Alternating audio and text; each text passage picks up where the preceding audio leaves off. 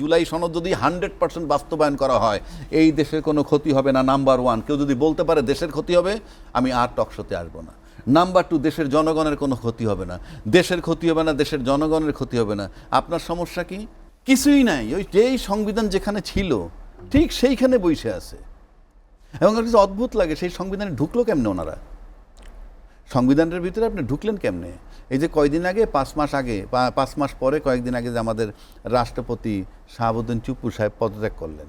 আচ্ছা, পদত্যাগ করার পর কথা উঠলো কি? আমাদের আইনমন্ত্রী সেলিম ভাই নিশ্চয়ই মনে আছে, আইনমন্ত্রী একেবারে সংবিধানের বইটা হাতে নিয়ে বলতেছে 123-এর 2 অনুচ্ছেদ মোতাবেক এই রাষ্ট্রপতি পদত্যাগ করার পর 90 দিনের মধ্যে নির্বাচন হইতে হবে এবং সেটা সেপ্টেম্বরের 23-24 তারিখের মধ্যে। একেবারে সুন্দর করে সংবিধান বুঝাই গেছে দেশ জাতিকে। ওই অনুচ্ছেদের ভিতরেই লেখা আছে, ওই 123-এর মধ্যেই লেখা আছে যে সংসদ ভেঙে যাওয়ার পর 90 দিনের মধ্যে নির্বাচন। তো সংসদের ভেঙে গেল, 12তম সংসদে ভেঙে গেল, তার কয়দিন পরে নির্বাচন হয়েছে? কোন সংবিধানে হয়েছে? সেটা নিয়ে একবার প্রশ্ন আছে। না থাকলে আপনি সেই সংবিধানে ঢুকলেন কিভাবে? আপনি যত গল্পই করেন, আপনি ঢুকতে পারেন না। আপনি এখনও সংবিধানে ঢোকেন নাই। এবং আমাদের নির্বাচন কমিশন নির্বাচনের তারিখটা ঘোষণা করেছিল, তখন বলেন নাই সংবিধানের 123 অনুচ্ছেদ মোতাবেক আমি নির্বাচন ঘোষণা, আমি চ্যালেঞ্জ করলাম, দেখান। তার মানে সংবিধানের বাইরে। আপনি সংবিধানের বাইরে বসে নির্বাচন করছেন, সামনে প্রশ্ন আসতেই পারে আপনি কিভাবে নির্বাচিত। এখন বলতে পারেন তুমি রাজ্জাকে জিজ্ঞেস করলে কিছু আসে যায় না। আসলে কিছু আসে যায় না। শেখ হাসিনাও তাই ভাবতো, কিন্তু যখন একটা ঐক্যমত তৈরি হয়ে যায় তখন তো বুলেট টুলেট কিছু চলে নাই। শেখ হাসিনা কিন্তু বলতে পারে নাই আমি সংবিধান মোতাবেক প্রধানমন্ত্রী আসি বইলে থাকতে পারে নাই, চলে যেতে হইছে। তো টাইম ইজ কামিং। আপনাকে তো নিয়মের ব্যত্যয় ঘটানো যাবে না। আর সেই নিয়মের ব্যত্যয় ঘটাই আপনি পার্লামেন্টে বসবেন আর ওইখানে বসে বসে আইন পাশ কইরা দেশবাসীরা মানতে বলবেন, কি কইরা সম্ভব? আপনি নিজের বিবেক থাকবে না, আপনি আইনের ঊর্ধ্বে থাকবেন আর আমাকে আইনের আওতায় নিবেন, এটা তো হয় না। এইবার আসেন মানবাধিকার কমিশন গঠন, বা আমি ওখানে যেতে চাই যে গণতন্ত্র, আমি সেটাই বলতেছি। আপনি গণতন্ত্রের রক্ষা কবচের ভিতরে একটু আগে তো আপনাকে বললাম বিচার নিয়োগের যে বিষয়। আবার আসেন মানবাধিকার কমিশন অধ্যাদেশ, এই যে বেসিক জায়গাগুলা আপনার কথায় কথায় বলে 133টা অধ্যাদেশ ছিল, 98টা পাস করছি। আরে ভাই, ভাইটাল জিনিস 5টা পাস করার নাই তো কি? What is the use of it? আপনি এটার ইউজটা কি? আপনি লোকের সংখ্যা বুঝে তো লাভ নাই। এই দেশের লোক এখন সেই জায়গাটায় নাই। কেন নাই সেটাও বলে দিচ্ছি। সেলিম ভাই আমার সামনে, ওনাদের দলের দায়িত্বশীল ব্যক্তিরা বলছিলেন জুলাই একটা ইমোশন, ওটা দিয়ে রাষ্ট্র চলে না। বলছে না, জুলাই একটা ইমোশন, ওটা দিয়ে রাষ্ট্র চলে না।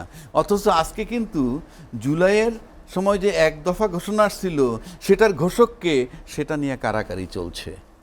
পুরো জুলাইকে নিয়েই তো কারাকারি। তার মানে কি, জুলাইয়ের একটা বিশাল ইম্প্যাক্ট বাংলাদেশের রাজনীতিতে এখন আছে।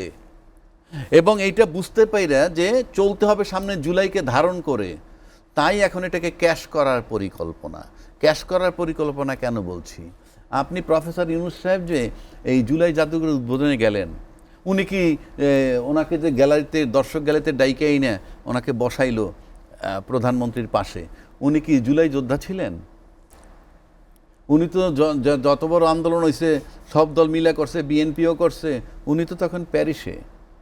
8 তারিখ আপনি ওনাকে বসাইলেন, কিন্তু এই মুক্তিযুদ্ধের আর এই যে জুলাইয়ের যারা অগ্রপথিক, আপনি বিএনপি আছেন, জামাত আছেন, XYZ আছেন, নো ম্যাটার, কিন্তু ফিজিক্যালি যে লোকগুলোর সামনে দৃশ্যমান ছিল তার ভিতরে ছাত্রদের কিছু নাম আছে যারা উপদেষ্টাও হয়েছিল, তারা আজকে একটা দলও করছে। তাদেরকে আপনি দাওয়াত দেন নাই তা না, গয়রহ কার্ড দিয়ে দিচ্ছেন না, তাদেরকে আপনার স্পেশাল দাওয়াত দিবেন। স্পেশাল দাওয়াত মানে কি? মঞ্চে বসবে। আচ্ছা, মঞ্চে যদি না বসান, আপনি যদি তারা দর্শক গ্যালারিতে বসায় রাখেন এবং তারা যদি যাইতো ওখানে, নাহিদরা যদি দর্শক গ্যালারিতে বসে থাকতো, তাহলে রেজাল্টটা কী দাঁড়াইতো? রেজাল্টটা দাঁড়াইতো যে জুলাইয়ের টোটাল স্বীকৃতি, কৃতিত্বটা মঞ্চে যারা বসা আছে তাদের। তাই তারা যায় নাই। কারণ আপনি তার কৃতিত্ব দিতে হবে।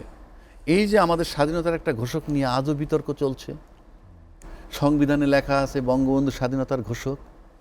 চুপ্পু সাহেব ক্ষমতায় থাকার, মসনদে থাকার লোভে গিয়ে ওইখানে বইতে লেখা আছে বঙ্গবন্ধু ঘোষক, উনি পার্লামেন্টে পড়লেন জিয়াউর রহমান স্বাধীনতার ঘোষক।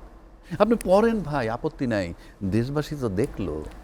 এই যে প্রহসন, এই প্রহসন করে আপনারা ক্ষমতায় বসে থাকবেন আর এই প্রহসন করে দেশ চালাবেন, পারছেন না, নিয়ন্ত্রণ করতে পারতেছেন না। এখন সব ওপেন মানুষের কাছে।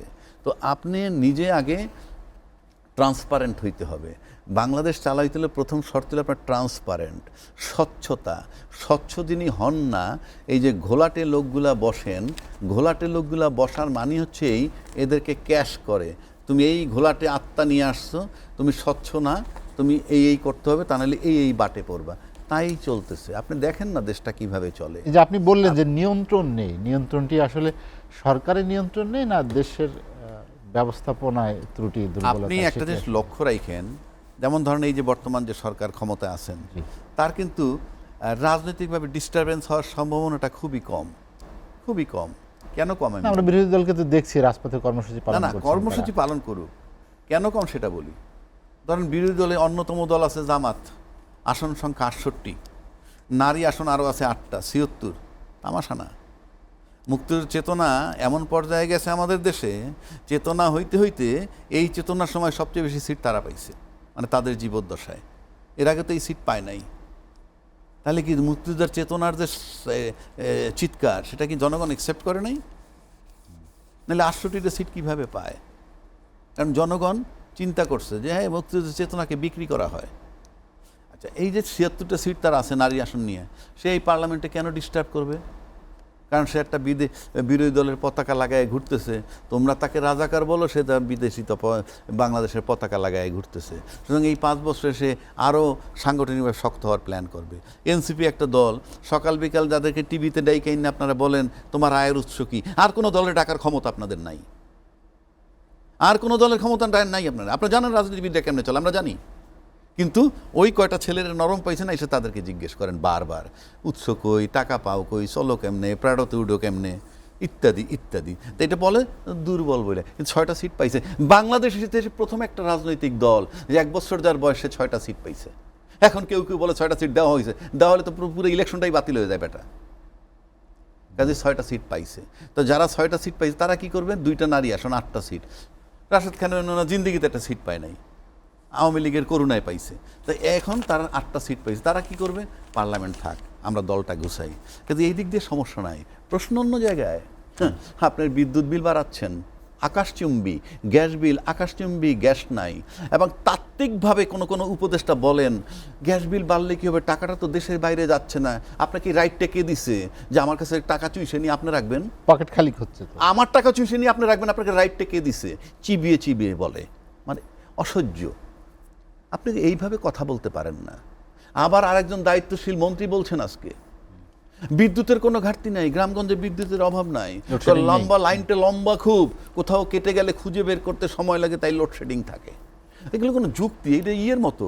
কেউ কেউ বলতেছে এখন ইলেকট্রিক চুলা চালায়, সেই জন্য বলতেছে শর্ট। যেটা হাসান মাহমুদ বলছিল প্রচুর মোবাইল রিচার্জ করে, তাই বিদ্যুতের ঘাটতি।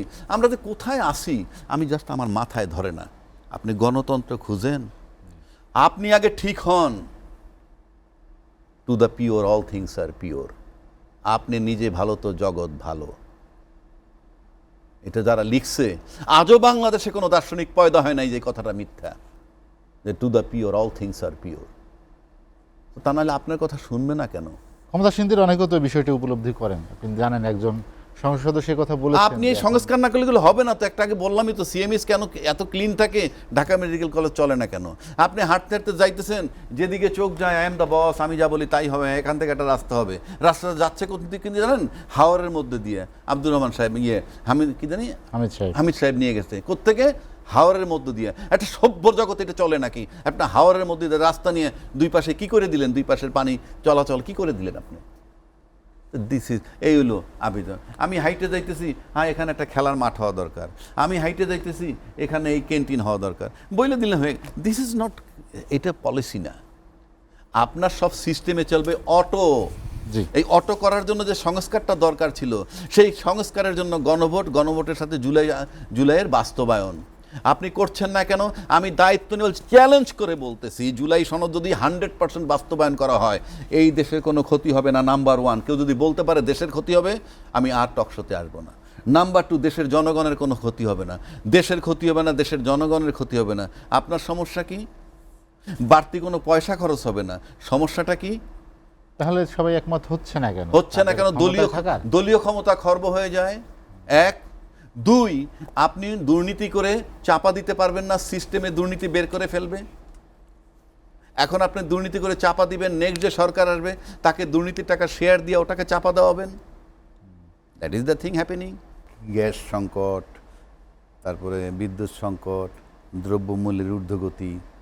আমি রাজনীতিতে বললাম না, রাজনীতি কিন্তু ওই 11 দল রাজনৈতিকভাবে না, রাজনৈতিক ভাবে কিন্তু 11 দলের ওই সমস্ত ডিস্টারবেন্স হবে না, তারা ওই ডিস্টার্ব করতে যাবে না। প্রধানমন্ত্রী তো বলেছেন যে কেউ কিন্তু সক্রিয় আছে অস্থিরতা কিন্তু করার জন্য। আপনি এইগুলা তো রাজনৈতিক প্রবলেম না, এগুলা বিদ্যুৎ নাই কেন নাই সেই প্রশ্নে গিয়ে তো আমার লাভ নাই।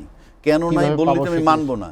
বাসায় খাবার নাই, কেন নাই বললেই তো মানবে না। খাবারটা তো লাগবে, বিদ্যুৎ লাগবে, গ্যাস লাগবে, দ্রব্যমূল্যের ঊর্ধ্বগতি যেটা, এটাকে আপনার নিয়ন্ত্রণ করতে হবে। এটা যাতে ব্যর্থ হন, এটার প্রেশার আপনি একটু অটো পড়বে, এটা তো বলা লাগবে না, অটো পড়বে। আচ্ছা, এই প্রেশারটা পড়বে।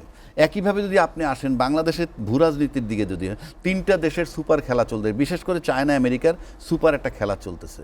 এই চায়না আমেরিকা ইন্ডিয়া এদের সুপার খেলা যখন তুঙ্গে গেছে তখন কিন্তু হাসিনা টিকতে পারে নাই। মানে উনি কিন্তু হেকমত করে চলছে দীর্ঘদিন, কিন্তু যখন ম্যাচিউরড হয়ে গেছে তুঙ্গে তখন ব্যর্থ হয়েছেন, চলে গেছেন। চলে যাওয়ার পর ওই তপ্ত পাটাতনের উপরে এসে দাঁড়াল ইউনূস সাহেব, ওনারা দাঁড়াইতে দিলেন না। ওনারা কিন্তু দাঁড়াইতে দেন না, 250 আন্দোলন হয়েছে। এখন কিন্তু বলে 5 মাস খুব লম্বা সময় না। একবারও কিন্তু তখন বলে না ইউনূস সাহেবরে আসার পর যে এটা খুব লম্বা সময় না। আরে মেয়ে তাড়াতাড়ি নির্বাচন দেন আপনি। আরে মেয়ে আপনি তো ইউনূস সাহেবরে মাথায়, ইউনূস সাহেবের মাথায় লবণ রেখে বড়ই খেয়ে দিতে পারতেন, আপনার যদি লোভ একটু কমাইতেন।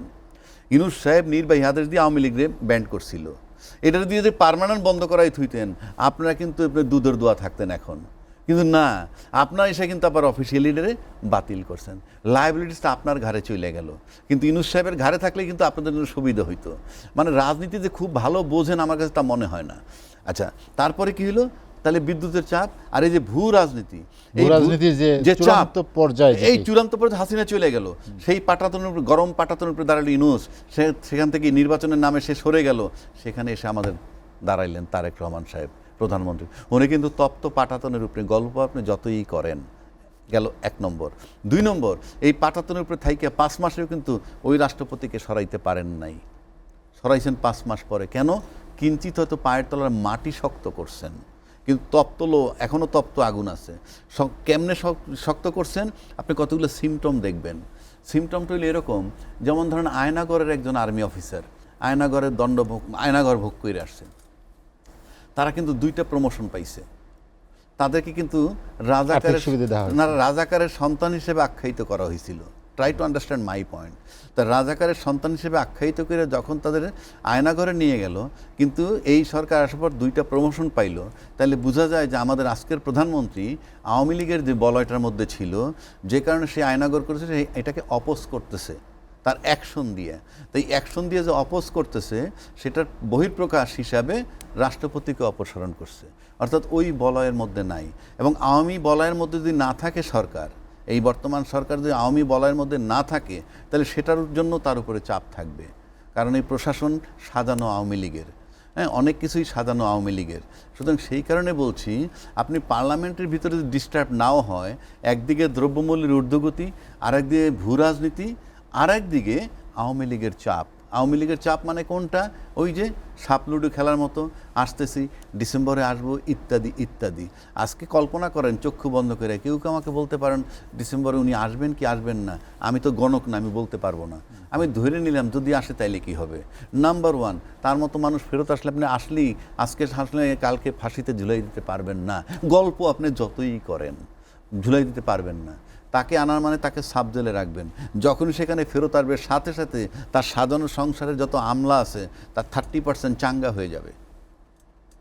এই 30% চাঙ্গা হওয়ার মানে সরকারের, প্রশাসনের উপর থেকে 30% ক্ষমতা কমে যাবে। জিনিসগুলো মস্করার না, খুব শক্ত হাতে ডিল করতে হবে। আমার মতো লোক যদি থাকতো আমি শক্ত হাতে ডিল করতাম, তাহলে বলবে, অনেকে বলবে উনি মহাপণ্ডিত হয়েছে। না, আমরা বহু লোককে দেখছি নিয়ে উপদেষ্টা বানাইছে, সে তো এই মাঠেই ছিল, হওয়ার পর তো কেউ কিছু বলে না। এখন আমরা বলছি, আমি বললাম তো ওই কোনো দল টানলি আমি যাব না, কথার কথা বলছি। কেন জানেন? আপনি যখনই দলে ঢুকবেন আপনার বক্তব্য শেষ, কারণ ওই বস যা বলবে, বস ইজ অলওয়েজ রাইট। কিন্তু আপনি যে আমার কাছে দায়িত্ব থাকতো, আমি দেখে দিতাম যে কিভাবে এটা নিয়ন্ত্রণ করে, কিভাবে ভূ রাজনীতিকে নিয়ন্ত্রণ করে। বাংলাদেশে কেউ দখল করতে আসবে না, কারণ সভ্য জগৎ এখন আর এটা চলবে না। কারণ এই দেশের স্বার্থ আমেরিকার আছে, চায়নার আছে, ইন্ডিয়ারও আছে। কাজে চায়না দখল করতে আসলে ইন্ডিয়া আমেরিকা ছাড়বে না, ইন্ডিয়া দখল করতে আসলে চায়না আমেরিকা ছাড়বে না। সিনা টান কইরা সুন্দরভাবে সবার সাথে আন্ডারস্ট্যান্ডিং কইরা, দিন শেষে প্রতিবেশী দরকার, তার সাথেও মধুর সম্পর্ক রাখতে হবে, সেই ডিপ্লোমেসি জানতে হবে। আমি চ্যালেঞ্জ করে বলছি, আপনি ট্রান্সপারেন্ট না হলে আপনার মাথায় এইগুলা আসবে না। আপনি যদি অস্বচ্ছ হন, আপনার ভিতরে আসবে না। এগুলো পাওয়ার জন্য যে মেধা দরকার, সেই মেধার সাথে আপনার স্বচ্ছতার সম্পর্ক আছে। যে যত স্বচ্ছ সে তত মেধাবী, তার সনদ না থাকতে পারে। সুতরাং বাংলাদেশে যারা সনদধারী রাষ্ট্র চালাচ্ছেন, এরা কেউই স্বচ্ছ না। আপনি দেখেন না, বহাল তবিয়তে সব আছে, সব কিছু চলছে, সবই আগের মতো আছে, সব কোনো আগের মতো পরিবর্তন আছে, নেই। সংবিধান আগের মতো আছে। আপনি হাঁটতে হাঁটতে যাইতেন, এইখানে আমার একটা কলেজ করা দরকার, কইরা ফেলাইলেন। Who cares? This is the thing happening. তো আপনাকে এখন এই রাজনৈতিকভাবে জামাতে 11 দলীয় জোট কিছুই করবেন এই সরকারকে, আপনি তর্কের খাতিরে ধরে নিলেন, কিন্তু এই ক্রাইসিসটা কাটাই উঠতে হলে, ভূ রাজনীতি সব মিলে হইতে হলে তার একটা ঐক্য দরকার, জাতীয় ঐক্য। জাতীয় ঐক্য সবচেয়ে স্ট্রং। যেমন শেখ হাসিনা দিল্লিতে আছে, তার ব্যাপারে কিন্তু জাতীয় একটা ঐক্য আছে, কম বেশি একটা ঐক্য আছে। আমাদের একটা ঐক্য দরকার। আর সেই ঐক্য যদি আপনাকে আনতে হয় রাজনীতির মাঠে, 11 দলীয় বিরোধী দল সহ বিএনপির সাথে যে একটা ঐক্য আনতে হয়, জাতীয় ঐক্য প্রি কন্ডিশন, গণভোটের আলোকে জুলাই সনদ বাস্তবায়ন করতে হবে, তা নাহলে আপনি ঐক্য হবে না।